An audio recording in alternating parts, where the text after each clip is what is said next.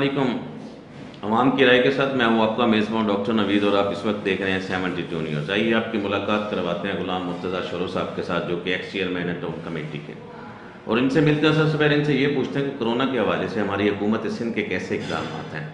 हमारे लोगों में अवेयरनेस नहीं है, लोग वैक्सीनेशन नहीं लगा रहे, और अभी तक कई लोग तो ऐसे भी मुझे मिले हैं कि जो कोरोना को मानने के लिए भी तैयार नहीं है। इस हवाले से ख़ास तौर पे ज़िम्मेदारा के हवाले से कि हमारे ज़िम्मेदारा के मसाइल कितने हैं, क्योंकि आज तक किसी ज़िम्मेदारा को किसी हुकूमत ने प्रमोट नहीं किया।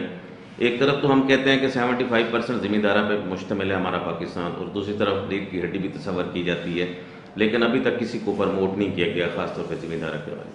बिजली की लोड शेडिंग के हवाले से, साफ़ पानी के हवाले से, महंगाई के तनासब से। आइए आपकी मुलाकात करवाते हैं गुलाम मुर्तज़ा शोरो साहब के साथ। अस्सलाम वालेकुम सर। वालेकुम सलाम। सर क्या हाल है, कैसे मिजाज हैं? अल्हम्दुलिल्लाह, अल्लाह के बड़े करम में। सर सबसे पहले तो लेंगे हम कोरोना को। कोरोना की चौथी लहर आपको पता है ऑलरेडी आई हुई है। कोरोना की वजह से हमारी मौशी हालत तो पहले भी ख़राब थी, उसके आने की वजह से और ज़्यादा ख़राब हो गई। किस नज़र से देख रहे हैं कोरोना को, और हमारे मुराद अली शाह साहब के और हमारी हुकूमत सिंध के कैसे इक़दाम हैं, उसको किस नज़र से आप देखते हैं? लोगों में कोई अवेयरनेस नहीं है, वैक्सीनेशन नहीं लगवा रहे, ऐसा कोई इस पर अमल नहीं कर रहे, उस हवाले से क्या कहें? नहीं, देखिए, पहली बात तो ये कि कोरोना जब यहाँ पर आया था तो सबसे पहले सिंध गवर्नमेंट ने इक़दाम किए थे, तो इसको पूरे पाकिस्तान में सराहा गया था कि CM सिंध ही अच्छे इक़दाम ले रहे हैं। उस हवाले से पहले स्कूल बंद कर दिए थे, फिर बाज़ारें, फिर उसी जैसे जैसे वो कोरोना की लहर बढ़ती है। सबसे पहला लॉकडाउन सिंध में लगा, लॉकडाउन भी सिंध में लगा था, मजबूरी थी, क्योंकि ये का था ही ये कि एक से दूसरे को लग रही थी, तो उस हवाले से सिंध हुकूमत ने काफ़ी अच्छे इक़दाम किए थे। मेरे ख्याल में लोगों में अवेयरनेस के हवाले से भी इन्होंने अच्छी एडवर्टाइजमेंट वगैरह की थी, तो उस हवाले से लोग वैक्सीनेशन करवा भी रहे हैं। यहाँ पर भी हमारे पास RIC हुसड़ी है, उसमें भी वैक्सीनेशन सेंटर लगा हुआ है, उसमें भी लोग आते हैं। हम भी लोगों में अवेयरनेस करते हैं कि भाई आप वैक्सीन लगाओ, वैक्सीन के सिवा जो है ये गुजारा नहीं है। तो चल रहा है। बहरहाल नुकसान तो कोरोना की वजह से पूरे वर्ल्ड को हुआ है, उसके साथ हम भी लपेट में आ गए हैं। पूरी सिंध, ये पूरा पाकिस्तान भी इस लपेट में है। मसला तो है कोरोना, बस अल्लाह से दुआ है कि इस वबा से हमारी जान छुड़ाए। सुनने में आ रहा है कि तीसरी वैक्सीनेशन भी लगाई जाएगी। तीसरी वैक्सीनेशन को बूस्टर का नाम शायद दिया गया है कि वो उसको थोड़ा बूस्ट करेगी, तो इम्यून पावर थोड़ा बढ़ जाएगा। उस हवाले से ये वैक्सीनेशन तो यही है कि इम्यून को थोड़ा सिस्टम को मजबूत करती है। शोरो साहब, ज़िम्मेदारा के हवाले से मोस्टली हम ख़ास तौर पे सिंध जो है ना ज़राअत पे ही डिपेंड करते हैं। जी। लेकिन हमारे ज़िम्मेदार का कसूर क्या? सबसे पहले बात ये है कि 47 से लेकर जब से पाकिस्तान बने आज तक जितनी भी हुकूमतें आई हैं, किसी ने ज़िम्मेदार का ख्याल नहीं किया, कोई सब्सिडी नहीं दी गई, एक नंबर पे। दूसरे नंबर पे यहाँ पे जो कि ख़ास तौर पे नहरी पानी का मसला है। अगर कोई ट्यूबवेल लगाता है तो बिजली इतनी महंगी हो गई है, और ख़ास तौर पे अगर इसको डीज़ल पे करें तो डीज़ल इतना महंगा हो गया है कि गरीब आदमी के लिए, गरीब किसान के लिए बहुत मुश्किल हो गया। और उसके बाद जो है ना ये खाद स्प्रे, ये जो अदवायात हैं, ज़री अदवायात जिसे हम लोग कहते हैं, सीड्स जिसे जो बुनियादी चीज़ है, ये सब 2 नंबर तरीके से जो है ना अवेलेबल है, जो कि फसलों के लिए बहुत ज़्यादा नुकसानदेह है। इसके बारे में क्या कहेंगे आप? नहीं, सही बात है आपकी। एक ज़मींदारों के लिए वाकई में बहुत परेशानी है। आप देखें कि आज से पहले 8-10 साल पहले जो हमारा गंदम का रेट था, अभी भी वही रेट चल रहा है, लेकिन यूरिया का रेट जो आज से 10 साल पहले था वो बढ़ के काफ़ी आ गया है। पेस्टिसाइड्स का रेट बहुत बढ़ गया है, सीड्स का रेट बहुत बढ़ गया है, लेकिन हमारा जो आउटपुट निकल रहा है उसका रेट वही पुराना चल रहा है। आउटपुट में कुदरती कोई आफत आ जाती है, उससे भी हमारा नुकसान होता है। अभी चावल की फसल तैयार थे, बस बारिश आ गई, उसमें भी ज़मींदार का नुकसान हुआ। और आपने ये बात की नहरी पानी का, हमारे पास यहाँ पर हुसड़ी में तो तकरीबन ये तीनों नहरें 1 किलोमीटर के मफासले पर गुजर रही हैं। हम सारा पानी लिफ्ट मशीन से लेते हैं। यहाँ पर अथोराइज मशीनें लगी हुई हैं, वापडा वालों के मोटर लगे हुए हैं, तो जो लोड शेडिंग है वो रेजिडेंशियल एरिया के लिए कर रहे हैं, वो भी एग्रीकल्चर के लिए भी वही लोड शेडिंग है। हम अपना पानी भी जो है ना ज़मींदार पूरा नहीं कर सकता। हमने काफ़ी मरतबा बोला है यहाँ के वापडा वालों के, भाई देखो आपको हम बिल पूरे पेमेंट करते हैं। एग्रीकल्चर में मैं ये समझता हूँ 99% ज़मींदार जो हैं वो बिल जो है ना वो बकाया नहीं करते हैं, जो भी पेमेंट आती है वो कर देते हैं। लेकिन ये बंदे जो है ना वो जो रेजिडेंशियल वाली लाइन है उसमें भी एग्रीकल्चर की लाइन डाली हुई है, تو اسے بھی کافی نقصان ہوتا ہے زمیندار کا. پانی ہوتا نہیں, ڈیزل اتنا مہنگا ہو گیا ہے کہ اگر ڈیزل سے پانی چلاتے ہیں تو 2-4 پہ جو بچتے ہیں وہ بھی نہیں بچتے ہیں. پیسٹی سائڈس کے حوالے سے میں یہ کہوں گا کہ پیسٹی سائڈس کی اتنی کمپنیاں یہاں پر ہیں جو ہمیں کچھ سمجھ میں نہیں آتی کہ کس کی دوائی لیں. جو لیتے ہیں تو تقریباً پیسٹی سائڈ سے تو میں مطمئن نہیں ہوں. 1-2 کمپنی کو چھوڑ کے جو ملٹی نیشنل ہیں ان کی وہ تو کاسٹلی اتنی پڑتی ہے کہ زمیندار کے پاس سے مال ہے, اس پہ زمیندار وہ افورڈ نہیں کر سکتا. باقی جو لوکل چل رہی ہیں اس میں ساری 2 نمبر ہیں. ہم بیج لیتے ہیں اس میں بھی 2 نمبر ہی ہے. تو یہ گورنمنٹ کو چاہیے کہ اس پہ جو ہے نا وہ تھوڑے سخت اقدامات کیے جائیں. بس یہ ایگریکلچر والے آتے ہیں یہاں پر, وہ یہ نہیں دیکھتے ہیں کہ آؤٹ پٹ ہماری کیا جب ہے زمینداری کی. بس وہ بھی دکان والوں کے پاس آتے ہیں, ان سے بولتے ہیں بھائی یہ تم لوگ چلا رہے ہو, یہ چلا رہے. جب ان کو پتہ ہے کہ کمپنی یہ ان کو پیسٹی سائڈس دے رہی ہے تو ان کے خلاف وہ جاتے نہیں ہیں. یہاں پر عام دکانداروں کو بھی وہ تنگ کر کے جاتے ہیں. اس حوالے سے بھی میں سیٹسفائی نہیں ہوں ان سے. میری خود کی پیسٹی سائڈ کی شاپ بھی ہے, وہ بار بار ادھر ہی آتے ہیں. میں ان کو بولتا ہوں بھائی آپ جاؤ نا ان کے پاس, جو کمپنی دے رہی ہے نا ان کو بولو نا, وہ ہمیں دے رہی ہے نا.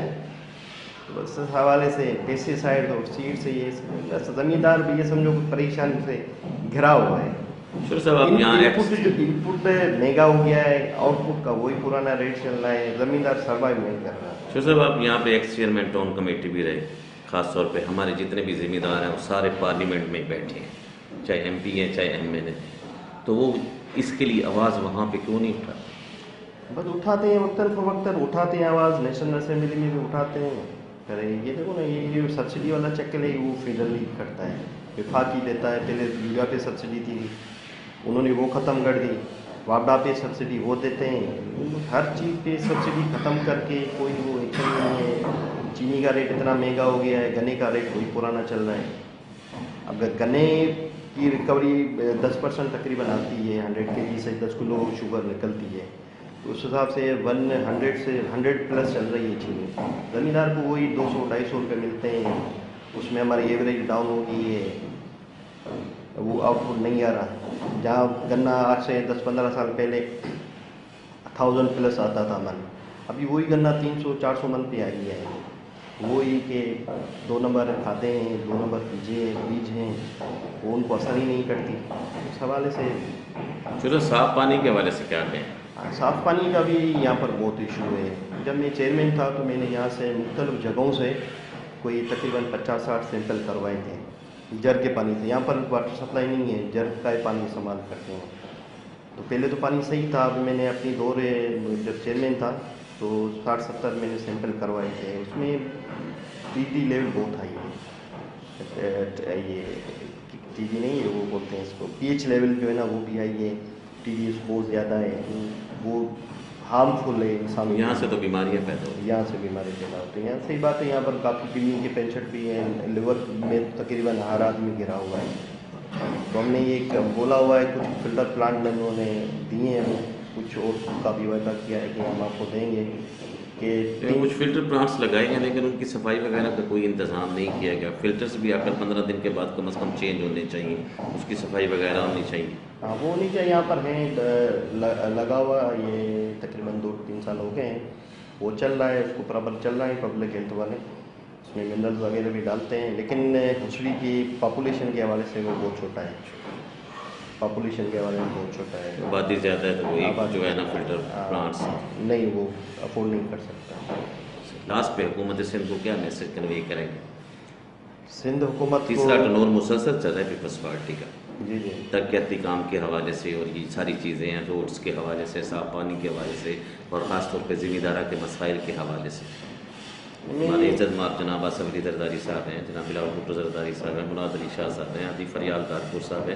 ہمارے بڑے تو یہی ہیں نا جی, ٹھیک ہے نا, جی اسی کی بات کر رہا ہوں. تو اگر انہوں نے ہمارا خیال نہیں رکھنا تو اور کس نے رکھنا ہے؟ صحیح بات ہے. سوال یہ پیدا ہو جاتا ہے. بڑے ہمیشہ چھوٹوں کا خیال رکھتے ہیں. حقیقت ہے نہیں, وہ کر رہے ہیں یہاں پر. جیسے کہ ڈیولپمنٹ کے حوالے سے لاسٹ ایئر نیوز جو گزرا تھا ان کا 8 to 13 جو تھا, اس میں تو یہ فیڈرل میں بھی تھے, اس سب میں بھی کافی کام ہوئے تھے. یہ 13 سے جو 18 کا ٹینیور چلا تھا اس میں یہاں پر آصف زرداری صاحب صدر تھے. नहीं हाँ। नहीं, सदर तो फर्स्ट टाइम में थे ना, वही। 18 to 13 में, 13 to 18 जो था उसमें यहाँ पर अल्हम्दुलिल्लाह हमारे MP शकील साहब थे। जी, जी। अभी हमारे ये कॉन्स्टिट्यूंसी चेंज होके PA 64 में चली गई, अभी हमारे MP जवाहर भाई हैं। तो उस दौर में यहाँ पर रोडों का काम अल्हम्दुलिल्लाह काफ़ी हुआ था। यहाँ पर गाँव गोठू में मेमन साहब के ड्यूरेशन जी जी जी हाँ, जुरिडिक्शन में था। तो उसमें मैं वही 13 to 18 वाली बात कर रहा हूँ, उसमें काफ़ी काम हुए थे। फिर RO प्लांट, फिल्टर प्लांट वो भी लगे थे। अब यहाँ पर थोड़े आपको पता है कि वफाक इनको NAC के अवार्ड Support नहीं कर रही, उस हवाले से भी थोड़ी फंड्स की वो कमी है। जो पिछली बजट में इन्होंने रखी थी स्कीमें वो भी कंप्लीट नहीं हो रही। तो फिर भी हमारे अभी यहाँ पर हमारे MP साहब जवाहर भाई ने मसूरी में उसका पेवर ब्लास्ट का काम दिया है, 2-3 गोठों में रोड के काम भी चल रहे हैं। बाकी सबसे हमारे मेन जो इशू है वो ये है कि पानी हमें साफ मिलना चाहिए।